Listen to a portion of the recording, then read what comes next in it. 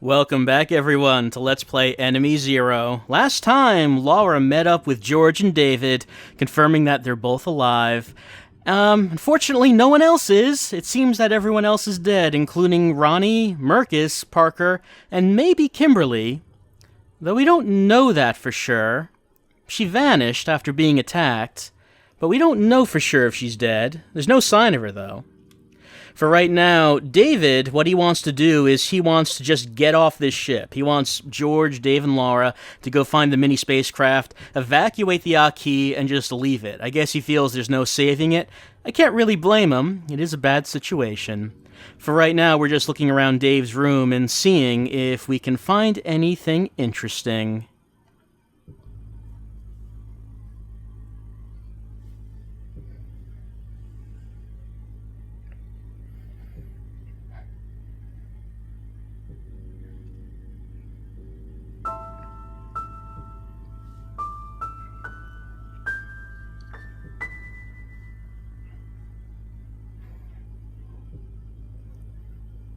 Aw.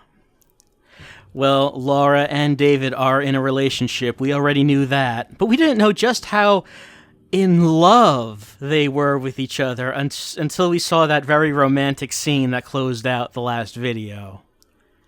True love. There's really nothing else to do in this room. We could look at David's video phone, but there's no one else to call, being that everyone's dead. So I guess let's just go back to, before we go back to George's room, I guess we should listen to Laura's thoughts on current events. Voice record number 019, Laura Lewis. I've arrived at the Summer Tower and reunited with David and George. It is now confirmed that they are both alive. David proposed a plan of escape through the use of a mini spacecraft docked at the Fall Tower. Right, so that's just a little recap. So I guess we just gotta get the three of us together. We gotta find out how to get into the Fall Tower. And George did say he was preparing a key to get into the Fall Tower. So okay, once he's done prepping that key, we can all head into the tower and take the ship, evacuating the Aki. Just put all this behind us, and it's good that we have an escape plan now. It's good that we know what we're doing. Would have been better if we knew what we were doing before everyone died, but, However, as we walk in here, I don't see David around. George? Where'd David go off somewhere, did he? David. He's already completed his duties and left. Tell me, Laura, how do you feel? I mean about David. Everyone is saying that the special feelings you have for each other are... forget it. If we manage to survive, I'll get all the details. Whoa, George! He is way into romantic gossip. He wants all the details. You just can't ask someone about that, George. That's a little rude. Laura, when you have a problem, come directly to me first. There is only one person who understands you, and that is me. So apparently Laura and George go back a ways, as George feels that he is the only one who really understands Laura. So maybe they're friends from way back. I mean, we really don't know what the history of these characters are. I mean, I guess they must be friends if George feels that he can get all the details. Even if you are close friends, I still don't think you could just ask for that. But anyway, David's not in here. He completed his duties and he left. Well, there's nothing else really for us to do right now, I guess. We've, been to all the rooms on this floor. I guess let's check out what's on the other floors.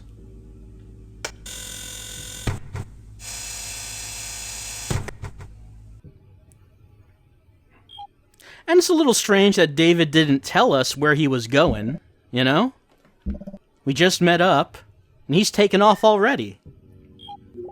Didn't even tell us which floor he was going to. So let's look at the maps. Okay. So now we can take a look I believe we did this last time as well. We took a look at all of the floors.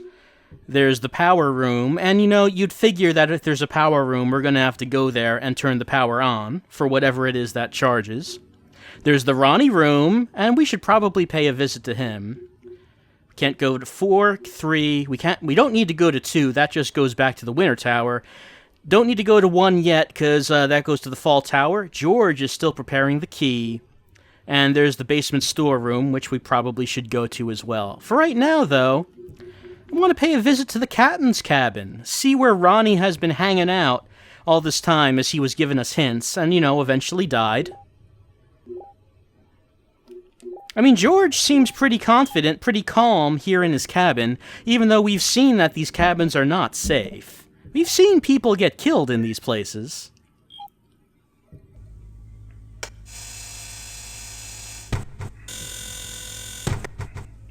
So I don't know why George seems real calm about this. Especially since, we took his gun. Didn't we, Mercus? Yes, we did. I guess let's go up to the 7th floor, see where Ronnie is. Alright, so let's head back to the elevator.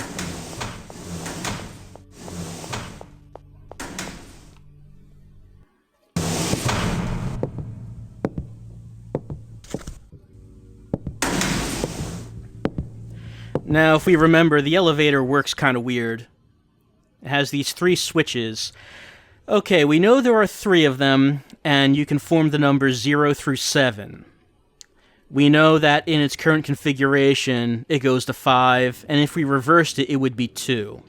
Okay, if we assume that a switch in the down position means off, then that must mean these 2 switches up make 5. When we reversed it, we put number 1 and number 3 down, and number 2 up. That must mean the second switch, it must have a value of 2, because we went to floor 2 in that case. So the middle switch is 2, the left and right switches make 5. Now, if we assume that these must all be separate numbers, that must mean that the outer switches are 1 and 4. So the switches are 1, 2, and 4. The only question is, which order are they in? Is the left one 1, or is the right one 1? In either case, we don't really need to figure that out to go to floor 7, because to do that, we just pull all the switches up.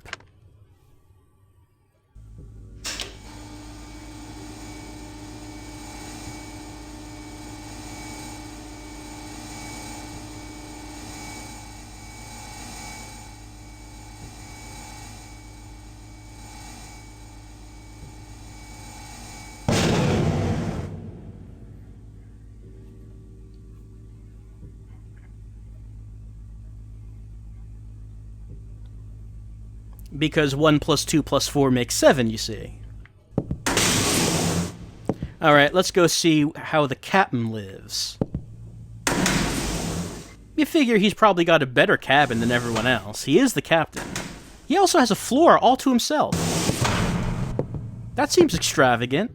Oh, what's this? He has a special lock. Alright, so this is why you have to figure out what the switches mean in the elevator, because you get to here, and then you have to use these switches, which work the same way. Okay, password is 2531. Okay, so if we know the middle switch is 2, I'm sorry. That's 2. Okay, now we want 5. That's easy. We already know this is 5. The outer switches. Now we need 3. Okay, so we know this is 2. And at this point, we have to figure out which is 1. Well, I'll just tell you. The right one is 1. The order of the switches are 4, 2, 1. You figure this out by moving the elevator back and forth until you realize what all the switches represent. And then that's 1.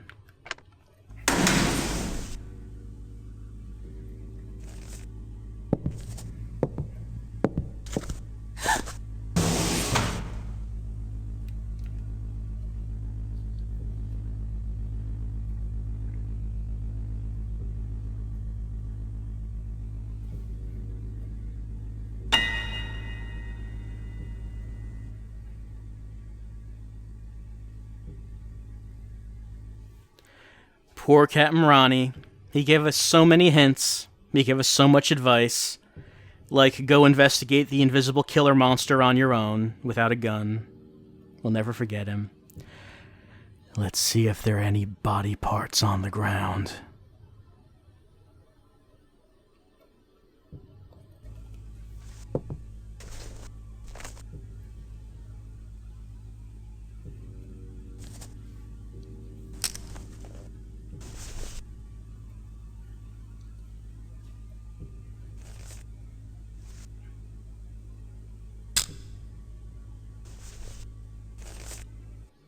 Okay, no body parts.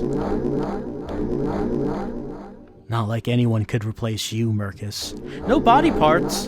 But we did pick up this pair of sunglasses from the pool of blood and viscera on the floor.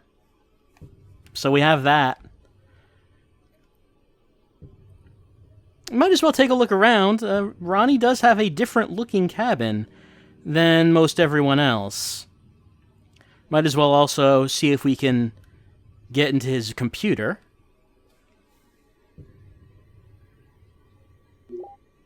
See if there's any useful information in here, but we have to enter a password.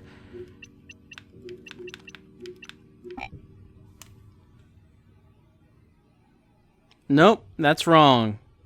This is a very professional looking password system. Okay, so 3 faces. We have to find out what they are to enter his computer.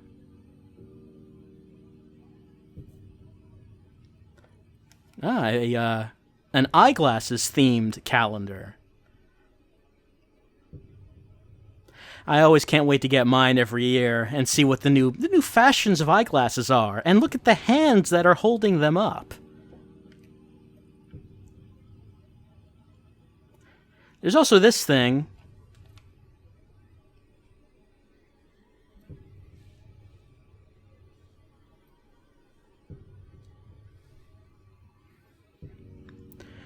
Laura doesn't know what to do with it, but if you noticed, and it is a little difficult due to the low res of the video, there did appear to be a keyhole on that terminal. Well, we don't have any keys on us, not any keys that would look like that anyway.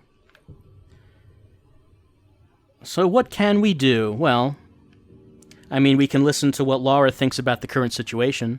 Voice record number 01A, Laura Lewis. I've arrived at the Summer Tower and reunited with David and George. We found Ronnie's body, which brings the total number of confirmed dead to 3. Parker, Marcus, and Ronnie.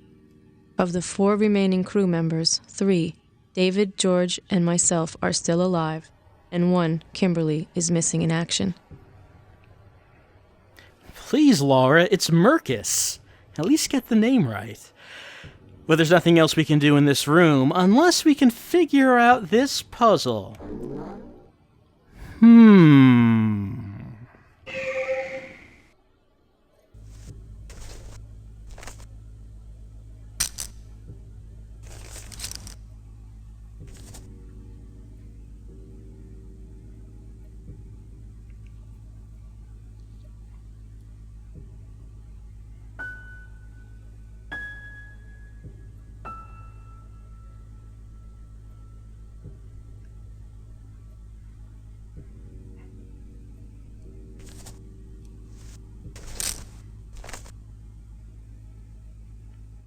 Would you believe that? Ronnie, all this time, had a pair of sunglasses that allowed him to see graffiti that he wrote on the walls, and no one else could see it.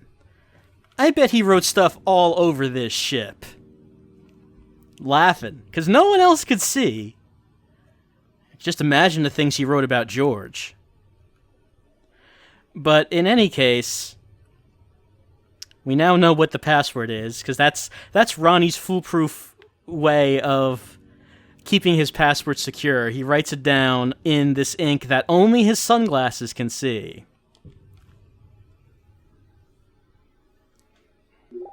Pity that Laura doesn't leave the sunglasses on just permanently, letting everyone know that she's the captain now. I believe it was, let's see, sad, indifferent, and dead. Yep, that's right, we did it. There's only one file on the desktop. Not a lot. It's the Aki File. All right, it's okay. Vehicle the Aki by Ronnie's. This is an incredibly professional report by a ship's captain. Capture the enemy on the planet Exgil. Transport it to Earth. It is the highest priority, regardless of the crew members. Program EXA should be used for such case. Well, what's that? We don't know what that is. We haven't heard of it before. It seems like the file ends here.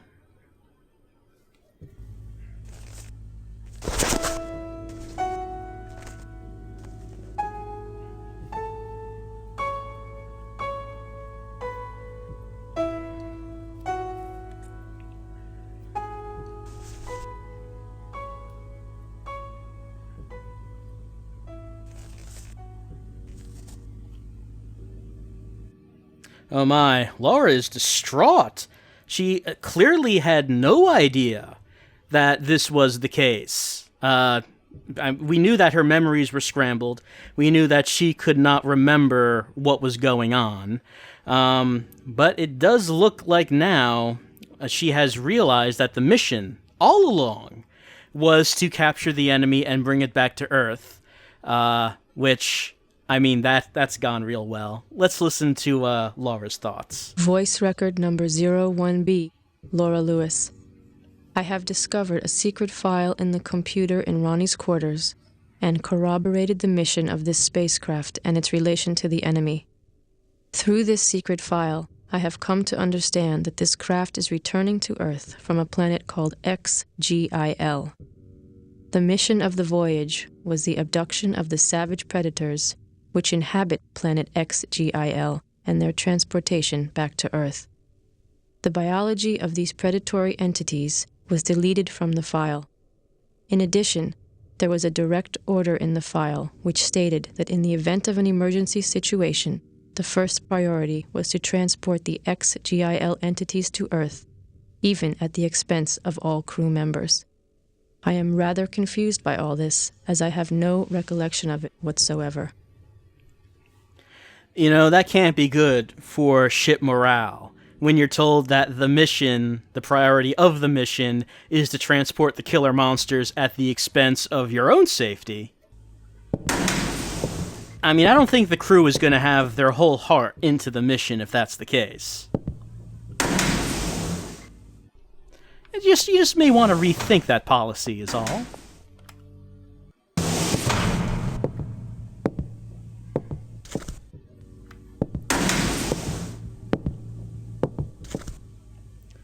Alright, well, that's the only thing up on this floor. It seemed that the only other floor that might be of interest was the basement, as there was a storeroom down there. No indication... Oh, there was also the power room. But we haven't seen anything that doesn't have any power yet, so let's leave that. Let's go down to the storeroom and see if there's anything of interest in the basement.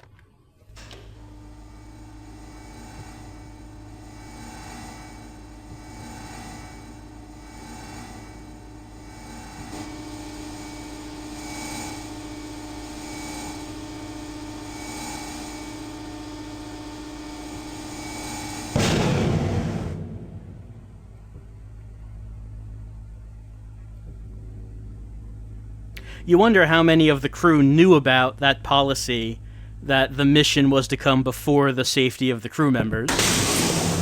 Did only Ronnie know that, or did everyone know that? Is the only reason that Laura is surprised is because she lost her memory? Hold on. We can't think about such things right now, because it sounds like we've got trouble.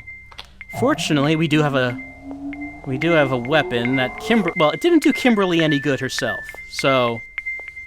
But maybe it'll help us.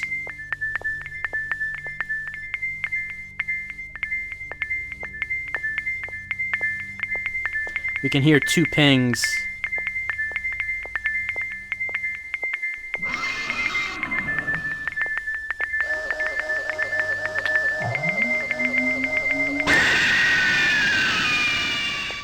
Well, that was pretty close. I don't hear the second ping anymore. I was pretty sure I heard a second one. But it's not. It's gone now. Maybe that was my imagination. In any case, well, we found a door that's been torn open. I guess the enemies really wanted to get at whatever was inside. Let's take a look.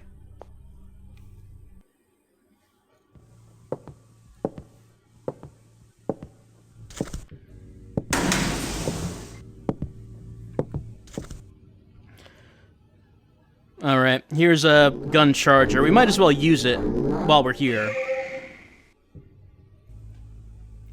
We only used the one shot, and we should have a few more shots in there, but you know, just in case.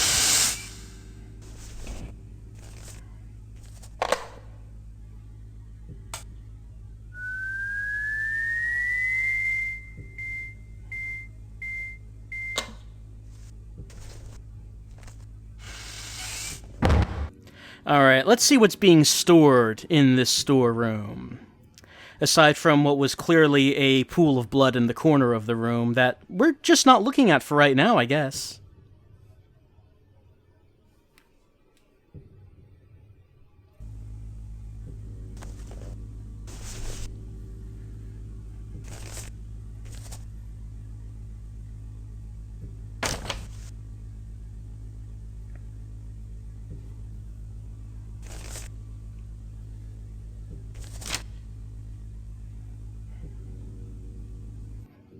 Alright, we got a piece of paper.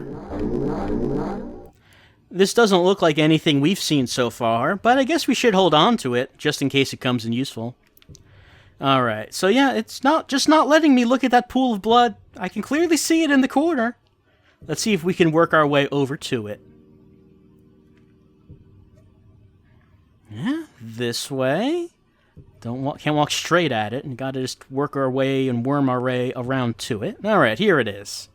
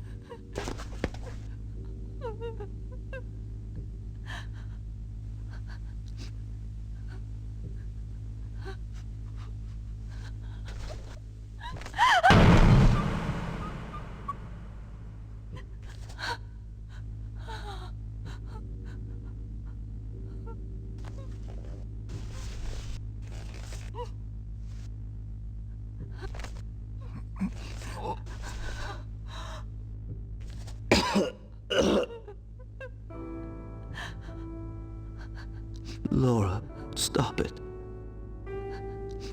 Please, don't cry.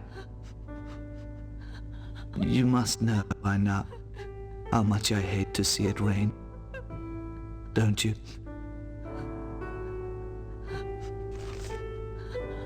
It's all so strange. I'm a machine. I don't believe it. But why is it so painful for me to say goodbye to you? And I hate the rain. I drink vodka. I'm short-tempered. Always late. That person too is just a machine. Why is it, Laura, that I can't bear parting with you?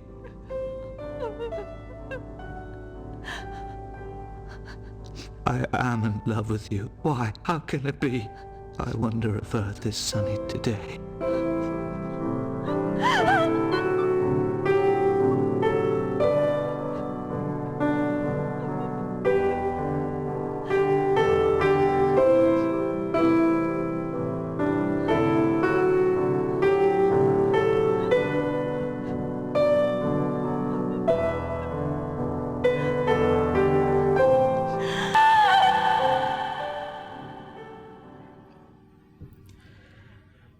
And Laura experiences a double whammy. Not only is her lover, David, dead, but also an android?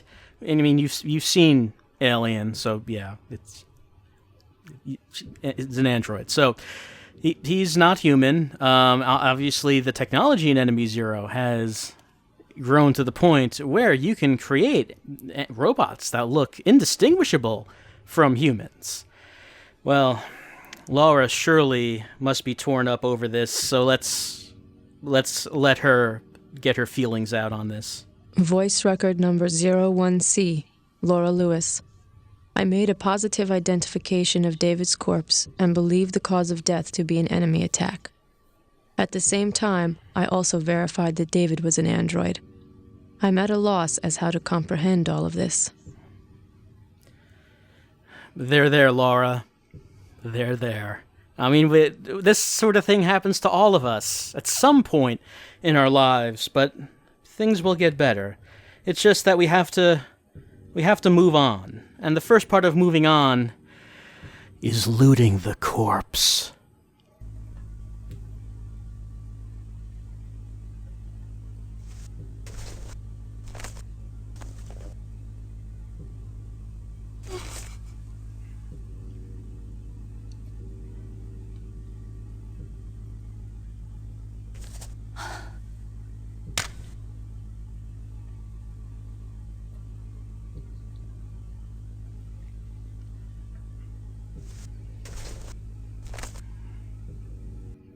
Well, I mean, it's no disembodied fingers, but we have a piece of David in our hand that we'll always be able to treasure forever.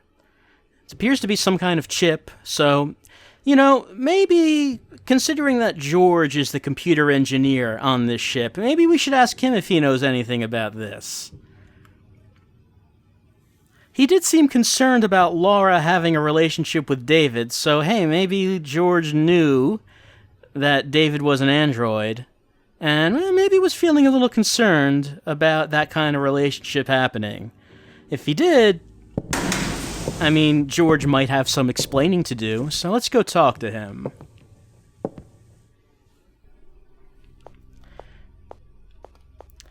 No indication on why David came down here, though. Oh, hold on, there's another one. Another enemy in here.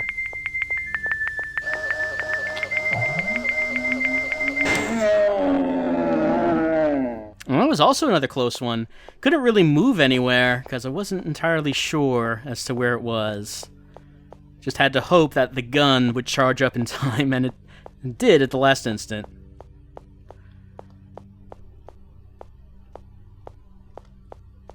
But yeah, I guess we'll have a conversation with George on this subject. Just, have a chat on the subject of androids that look like humans. And whether or not androids can truly love. David seemed shocked that he was an android because he had all these feelings and was an imperfect person. Are all those things just programmed in as well? Maybe George can tell us.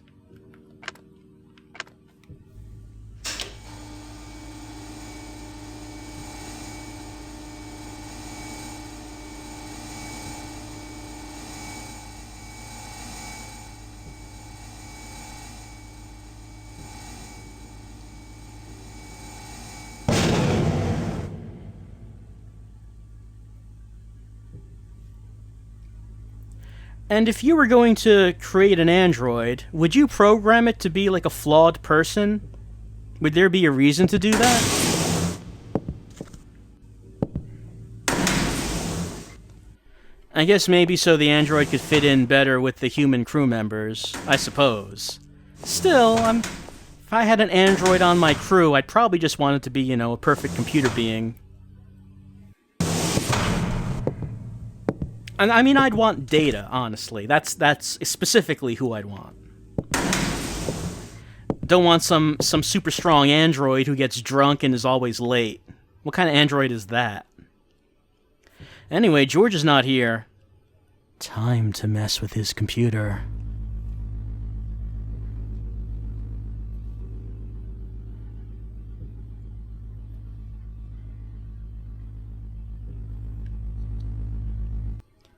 Doesn't seem like there's anything we can do with it. Or is there?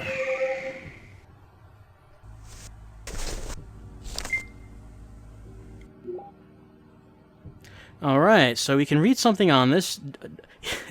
David Bernard.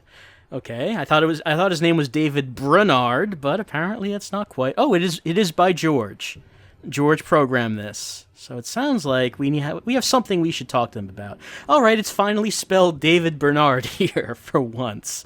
His mission is to capture the bioweapon, aka enemy, record activities of the crew, and pilot the ship if needed.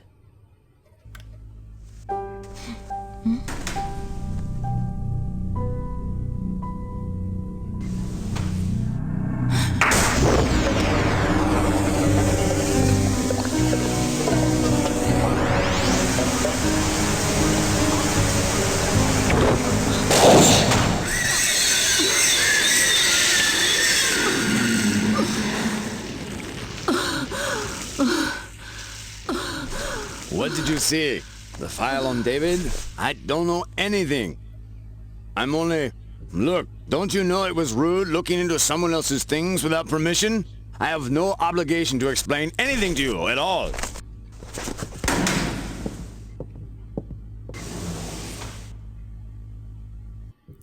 All right, George. Nice talking with you.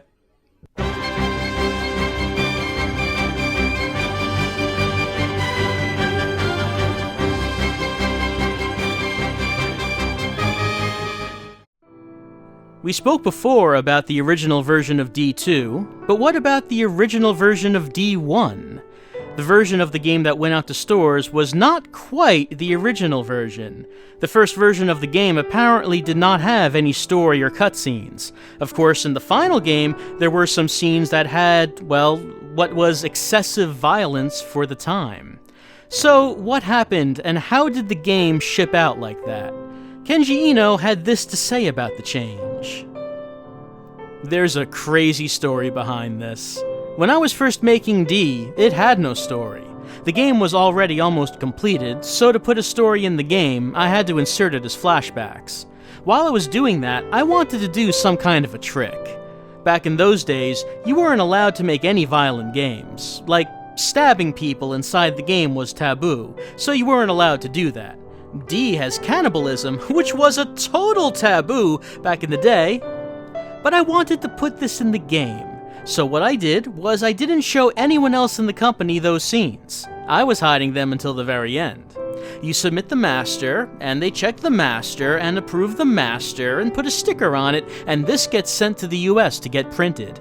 There was a penalty you had to pay if you're late in submitting the master, but you also had to deliver it by hand. So, knowing this, I submitted it late on purpose.